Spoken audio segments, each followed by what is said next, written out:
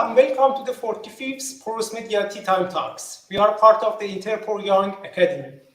With these webinars, we want to give junior researchers working on porous media a chance to present their work to the scientific community worldwide. This is meant to be a complementary platform to the geoscience and geoenergy webinars, as well as the Interpol annual conference, which will take place in May in Edinburgh this year.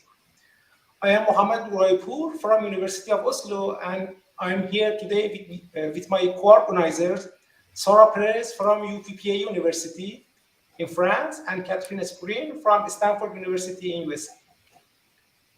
Today, first presentation is by Javad Shokri.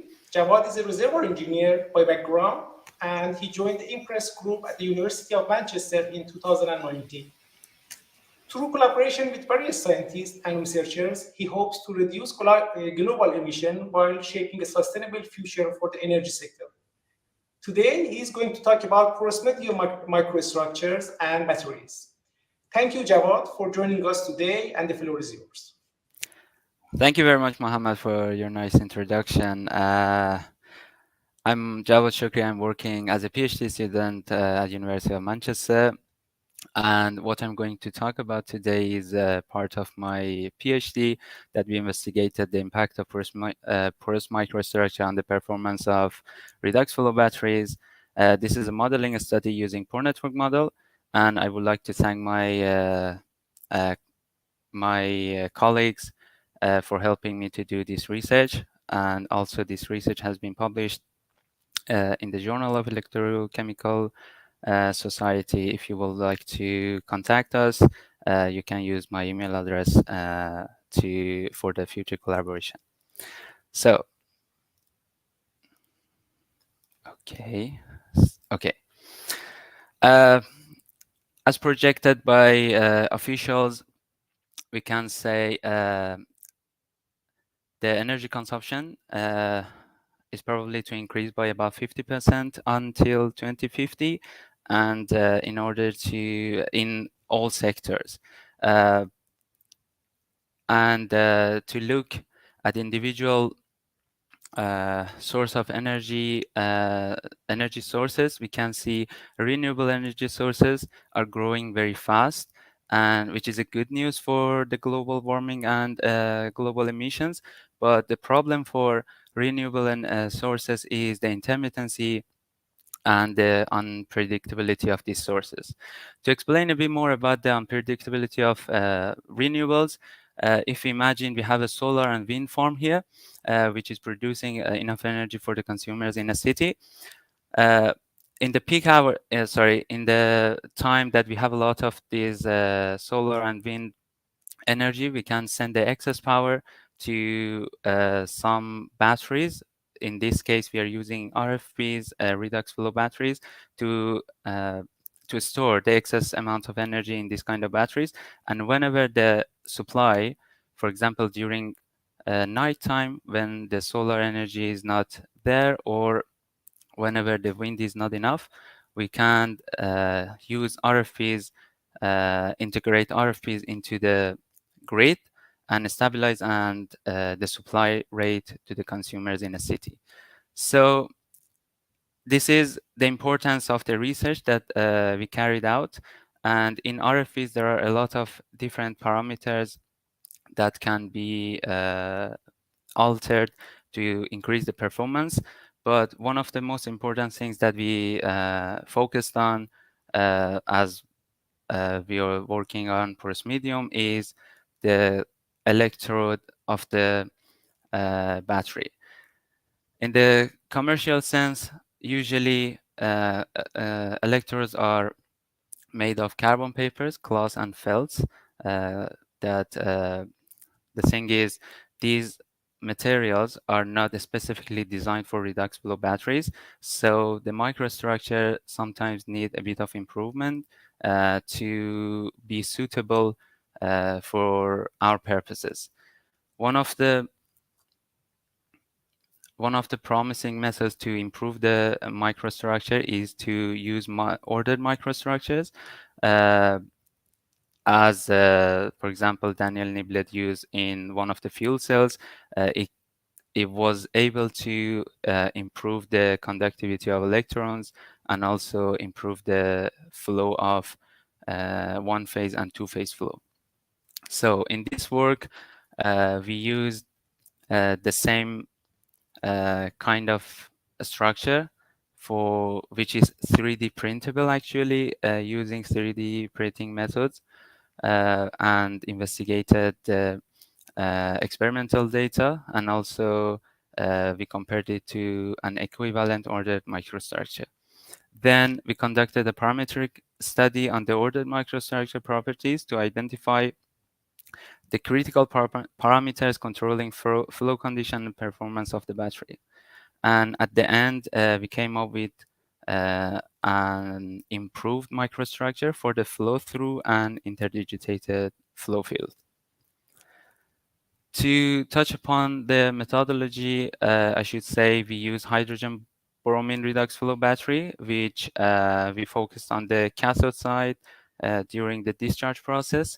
During the discharge process, we have this reaction that bromine is reduced to bromide, and also we used Pore network modeling to simulate the single phase Newtonian incompressible and a steady state flow. And also these equations can represent the pressure distribution, charge distribution, and species distribution in the cathode side of the hydrogen bromide redox flow battery. We focused on two flow fields. One of them flows through flow field, and the other one is interdigitated flow field. And the boundary condition is constant pressure for the inlet and the outlet, and also next to current collector and the membrane, we have no slip flow boundary condition, and also you can see other boundary conditions for the concentration and also for the flow field. So here, this is the first part of the results. On the figure A, this is the carbon paper, which is commercially available. We used this carbon paper and extracted the unstructured network that you can see we presented here using balls and so the black color shows the carbon paper, and also other colors show the pore network extracted from the carbon paper using Aviso software. So the importance here is we were looking, we wanted to investigate how can we improve the performance of the redox flow battery using a cubic lattice with the same permeability and flow rate. So what we have done is we extracted the network, we ran the simulation, and you can see the results of the unstructured network here in the green, sorry, in the yellow, in the orange color. And also we constructed another network which represents the cubic lattice with the same permeability and microstructure properties such as porosity. And we ran another simulation, and the blue plot is the result of the ordered microstructure. So to explain a bit more why we see a difference, I can say the homogeneous and non-tortuous microstructure of the cubic lattice actually is enhancing the convective, the advective flow, and also the diffusive flow in the through plane and in plane direction in the cathode side. And because of that, we can observe an improved performance of the battery, which is about 30% higher than the carbon paper. Also, these two figures show that this is for the unstructured network or the carbon paper, and this is for the cubic lattice. As you can see, the non-homogeneous or heterogeneous nature of the carbon paper imposes some micro starvation in the carbon paper, which is detrimental to the performance of the battery. But here, as you can see, because it's very homogeneous and well structured, everything is consumed properly without without having a local starvation.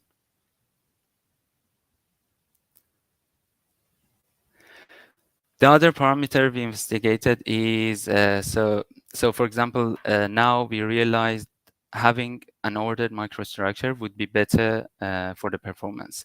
So if you are going to print a structured porous medium, what should be the, for example, the pore to throat size ratio, or what would be the size of the lattice unit? The reason this was the motivation for this part of the research. In the flow through flow field, we constructed 6 networks, as you can see, from FT1 to FT6.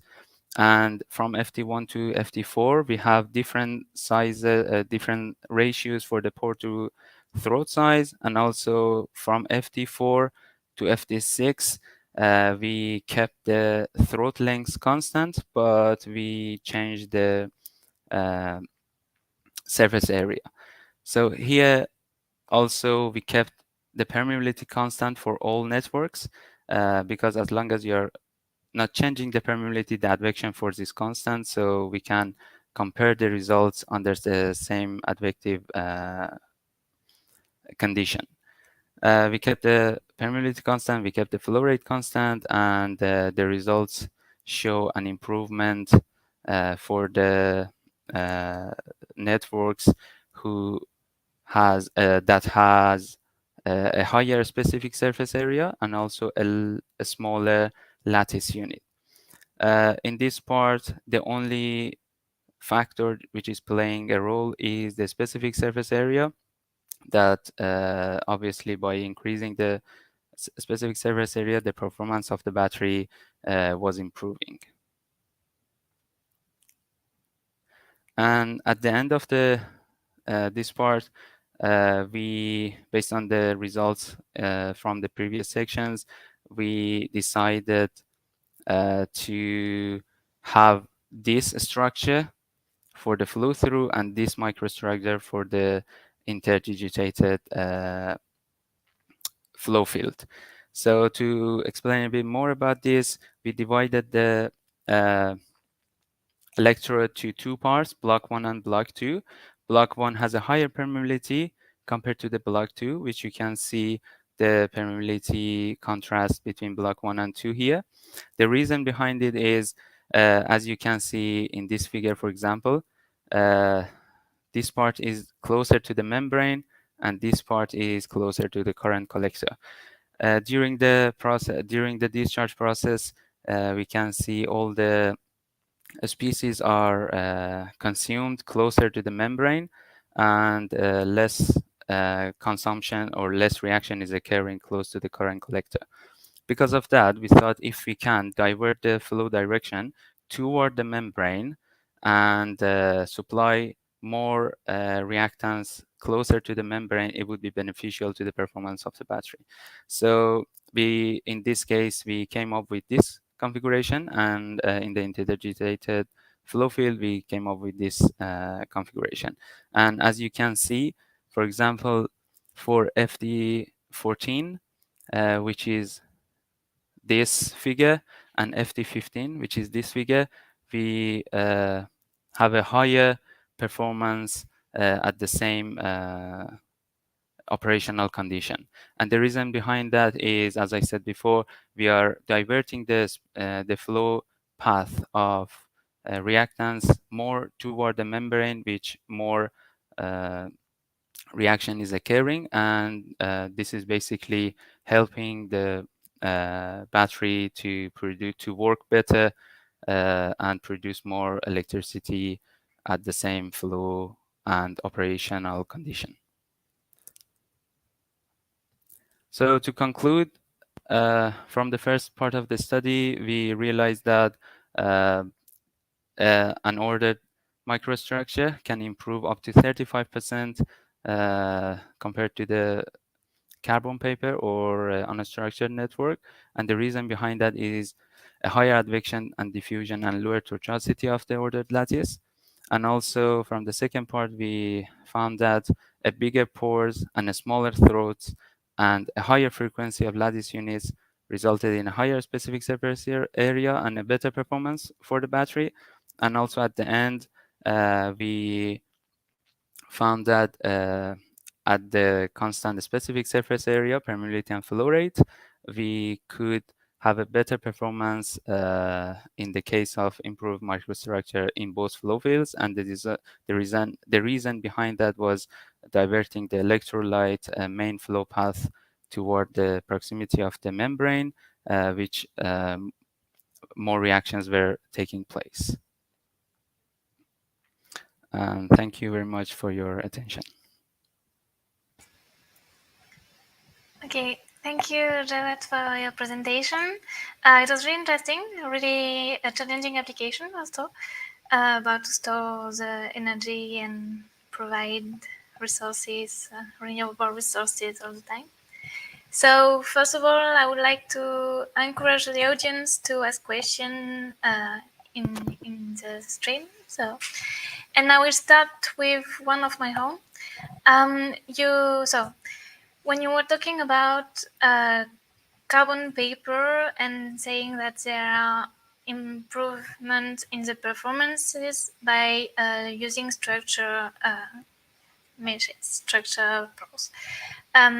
Did you manage to see the difference of tortuosity between your carbon paper and your structure really component at the end? What are the changes in tortuosity? So I actually didn't measure the tortuosity, the actual tortuosity in the carbon paper, So but how do you came up with the conclusion of sorry? there is a so how do you come up with the conclusion that there is a really difference of Yeah, tortuosity yeah, I was between saying. those? So I didn't measure the actual tortuosity in this structure, but here you can see all the connections are straight, right? So um, uh, implicitly we can say the tortuosity here is very low, especially in the through plane, in the flow through flow field. But one of the measures for the tortuosity that we used was the number of connectivities of each pore in the uh, carbon paper and the cubic glasses, right? So in the carbon paper, every pore was connected to about 12 yes, about 12 pores, and that's basically making it a bit more tortuous. But Okay. obviously, that's a good suggestion to measure the tortuosity using different method like image analysis or anything else. Yeah, but I'm curious about the ratio the different ratio between both of them. Yeah, And yeah, so this improves the conductivity, right? improves the connectivity between pores. And then but you are talking about performances, battery performances, but for me it's not clear what we can improve. So could you specify a bit more, please? Specify about what? I'm not. I'm trying to understand the question a bit better. Can you explain a bit further? I mean, in reducing the tortuosity, for instance, here, how do it impact the performance of the battery and which one? Because you Like, can improve the storage, you can improve the conductivity, you can improve several things. okay, so here is improving the diffusion first of all, because uh, so we have three forces in the battery in this simulation. One of them is advection, the other one is diffusion and migration. Uh, the tortuosity is directly affecting all of this, but because we kept the flow condition constant in both networks, we cannot say advection is improved, right? But we can say diffusion and migration are improved, Okay. right? And that's because you have a straight flow path for the species to go toward the reaction sites. So it's affecting the diffusivity and sorry, it's affecting the diffusion and migration forces. Okay. Okay. Thank you. Thank you. Any question from the studio there? Yeah, I have a question. So Javad, I really liked your talk. On like one of your final slides where you showed the two different kind of setups. Okay, that's You my had fault. two different setups, and you had like one that had better current density than the other. And I was just wondering, have you tried like running like an optimization tool where it tries like many different setups and to see just basically if the best optimal setup is something simple or if it produces something crazy? Yeah, I get your point. That's a very interesting question actually, because especially recently people started using like different uh, machine learning methods and optimization methods. No, we haven't done it, but I am aware that there are another group in Eindhoven recently published some works on this matter that you mentioned. So if you're interested to know more about that, I can send you those papers which use machine learning methods.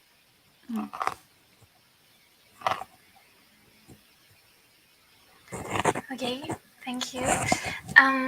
I think Mohammed, see if you have a question. Otherwise, I don't see anyone in the chat.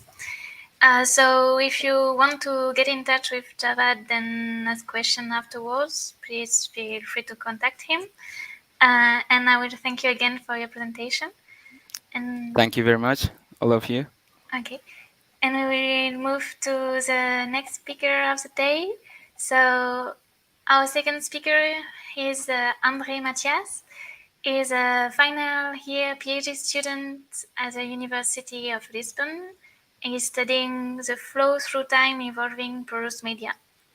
And besides its PhD endeavor, he still works with granular system applied to biological system and food powers, because during his master he studied electrostatical of granular matters and its relevance in planet formation.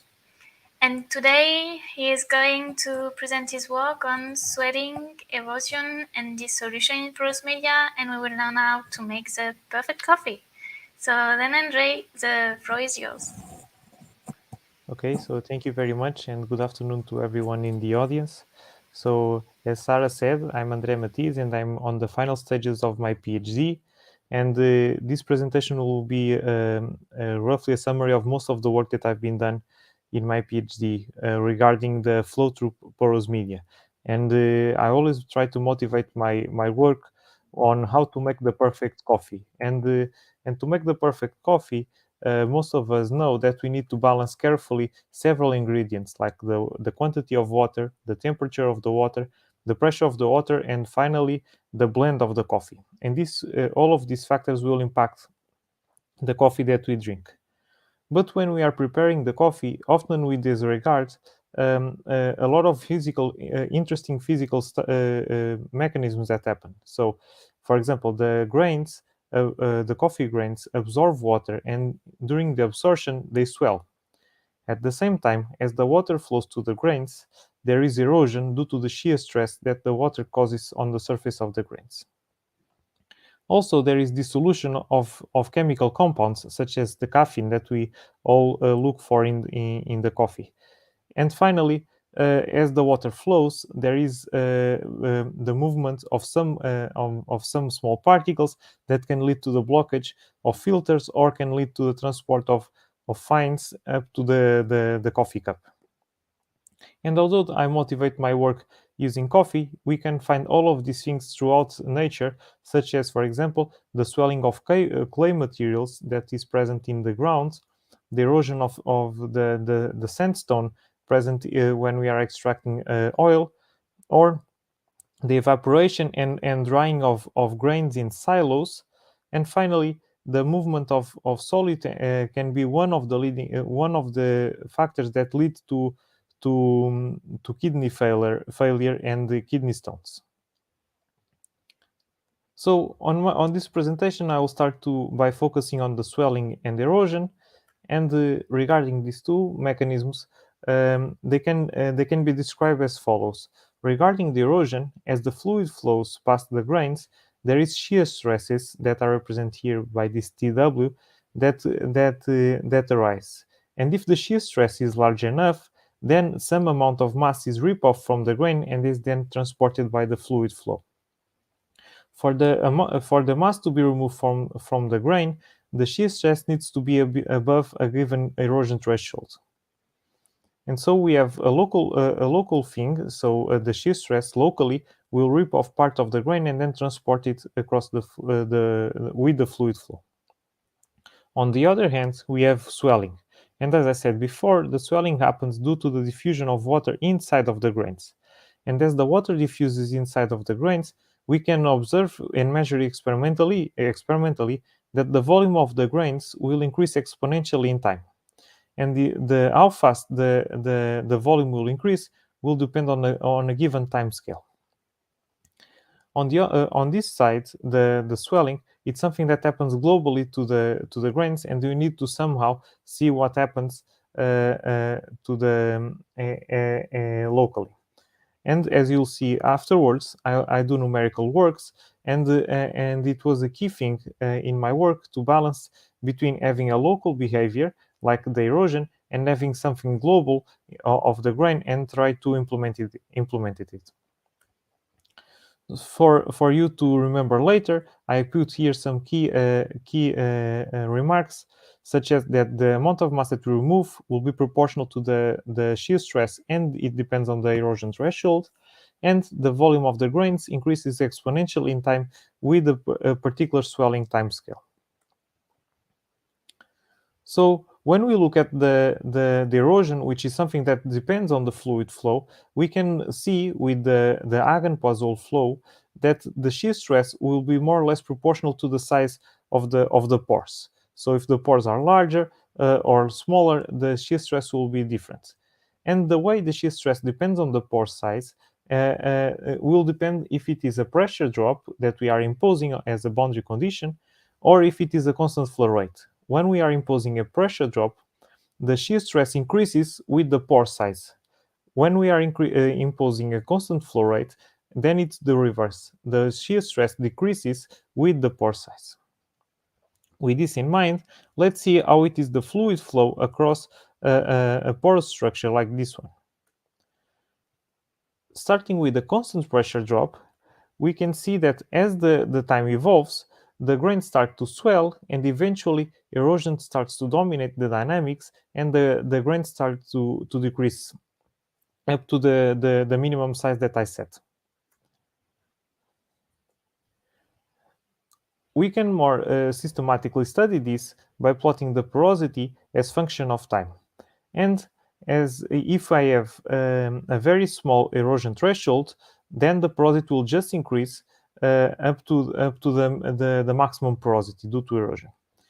If the erosion threshold is very large, then no erosion happens because the shear stress is always below the erosion threshold, and so the porosity decreases up to the minimum value corresponding to the maximum swelled particles.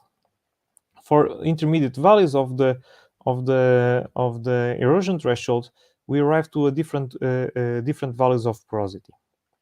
This can be summarized by plotting the amount of mass that we remove as function of the erosion threshold.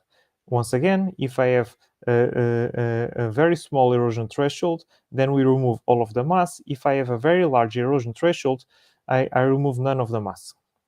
And in between, we have a sharp transition. And this sharp transition will depend on the swelling time scale, which is the different colors and markers. As we increase the swelling time scale, it takes longer and longer for the particles to swell, meaning that we can erode completely the system with a larger erosion threshold. This sharp transition arises because of this dependence on the shear stress. So as the particles erode, the shear stress gets higher, and so we have a positive feedback driving erosion. The same thing is not true when we have a constant flow rate. So when we have a constant flow rate, as the particles erode, the shear stress decreases. And this means that when we plot the amount of mass that we erode as function of the erosion threshold, we not only don't see a sharp transition, we see some gradual transition between completely erosion and no erosion. And not only that, it does not depend on the swelling time scale. So this was about the evolution of the porous structure as the fluid flows, but where is the caffeine? One of the most important ingredients in the coffee that we drink. To do so, I implemented also dissolution into my model. To include dissolution in my model, I need not only to work with the Navier-Stokes equation, but I also need to work with the advection diffusion equation. And with the advection diffusion equation, I also need somehow a way to increase the amount of solute that is present in the liquid with the source term. And in this solution, this source term will appear due to the concentration gradient across the boundary of the particles. I want to propose a continuum equation where I describe a set of grains instead of 20 or tens or hundreds grains like I showed on the simulations before.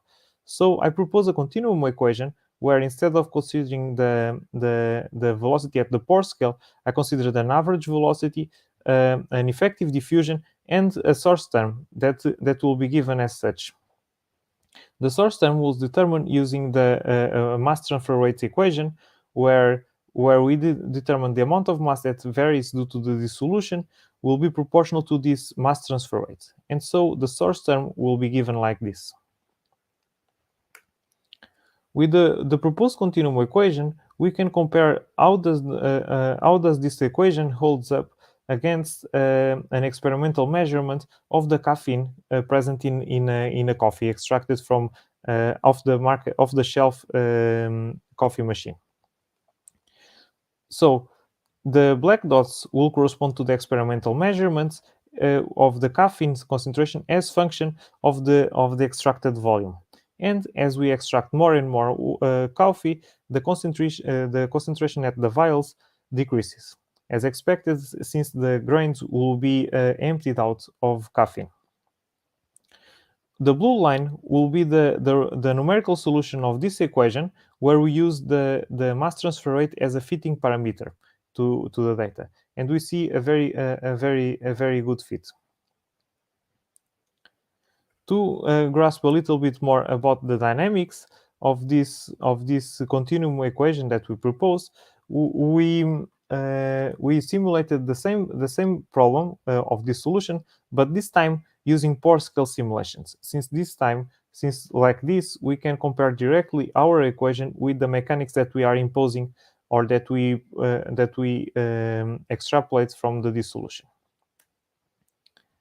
We can measure the concentration content at several spots in space, and when we measure the concentration as function of time, we obtain something like this for the different measuring points. So the points will correspond to the results obtained of the pore scale simulations, and the lines will correspond to the numerical solution of the continuum equation.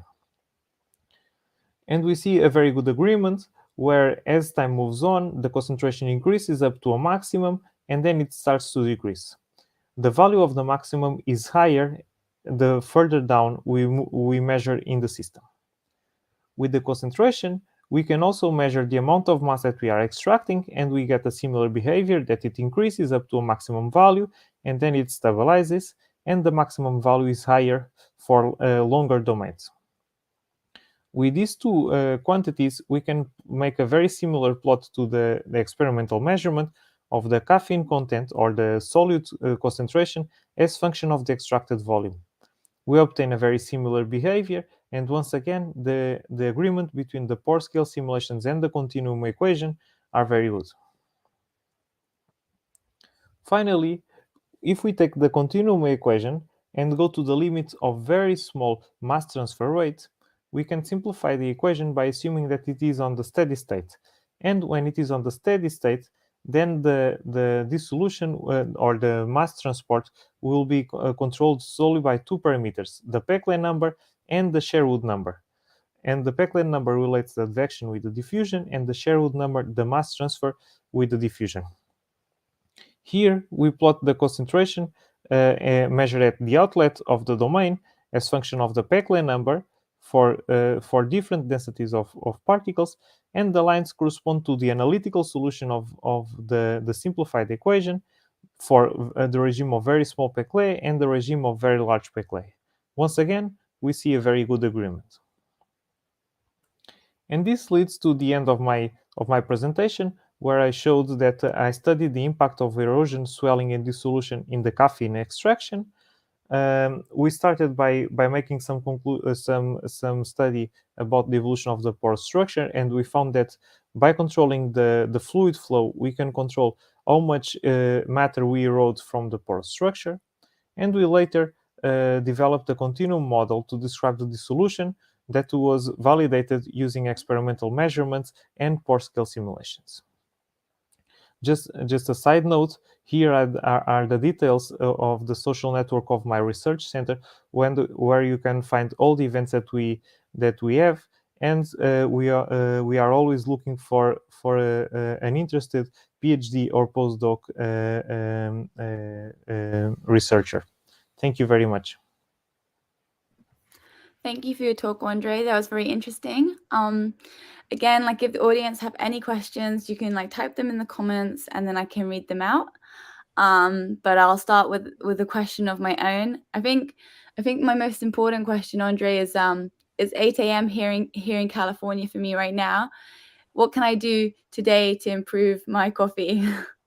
So to improve your coffee, if you want the maximum caffeine, you need to decrease the velocity of the extraction. But that has the side effect that you cannot wait infinite time for your coffee. So there is a balance in that. So there's a trade-off for how slowly the coffee comes out and then gets cold versus the maximum caffeine I can get from it. Exactly.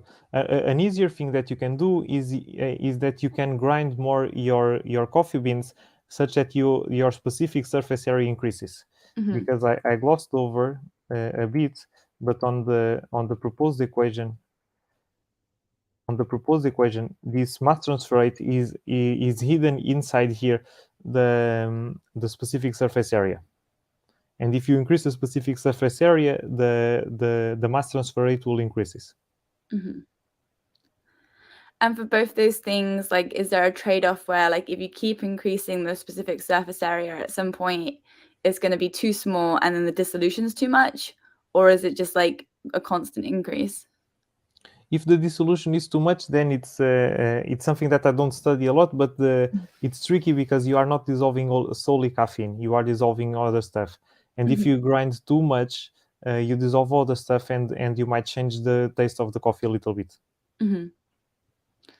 So then that makes your science a little bit harder when taste comes into it. It's harder to quantify the best coffee. Exactly. Do I have any questions from the studio?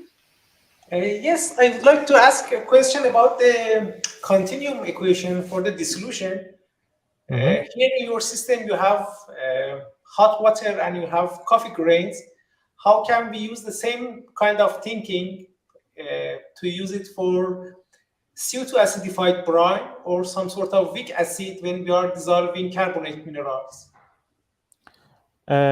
Yes, the equation can be adapted to that. I would imagine that you just need to tweak the mass transfer rate, or maybe this is the first order approximation where we are assuming that the dissolution depends solely on the concentration gradient. But if your dissolution is more delicate, you might tweak the equation and find suitable results. Do you think is it possible to introduce some limitations for the buffering effect or some sort of surface heterogeneities or things like that? Yes. First of all, what do you mean buffering effect? For example, when you are injecting some weak acid, you are able to dissolve your mineral or dissolve your grain until certain point. When you reach the neutral point, then you will stop dissolving your solid. And when we want to study subsurface CO2 storage, we have to take into account the buffering effect. Yes, I think you can account for that. On this equation, there is these two sets of equations. So there is this one for the solid concentration on the liquid, but I hided it. But the concentration on the surface of the grains also changes in time, because it's limited. So you can put the buffering effect on the concentration on the concentration of the particles, and regarding the heterogeneities, all of that is included inside of the effective diffusion. So I assume that the heterogeneities in the porous structure affect solely how well or not the mixing of the solid happens. Yeah, okay, great. I also have a question on this slide, actually. You mentioned during your presentation, and also when you were referring to the acid-carbon transposition, that your mass transfer rate is a fitting parameter. Mm-hmm. So my question is, do you set it prior to your simulation, or do you infer it from your experimental data? So the mass transfer rate was assumed to be a fitting parameter for two reasons. First of all, there is not a lot of information on in the literature about the mass transfer rate specific for caffeine or for organic molecules. And second of all, we didn't measure what is the specific surface area of the coffee beans that we were using. And so we could not know exactly what would be the mass transfer rate of our specific system. So we use it as a fitting parameter, and we search around values that were found for similar materials in the literature. Okay. So you are fitting it at the same time with your simulation, or prior to the simulation?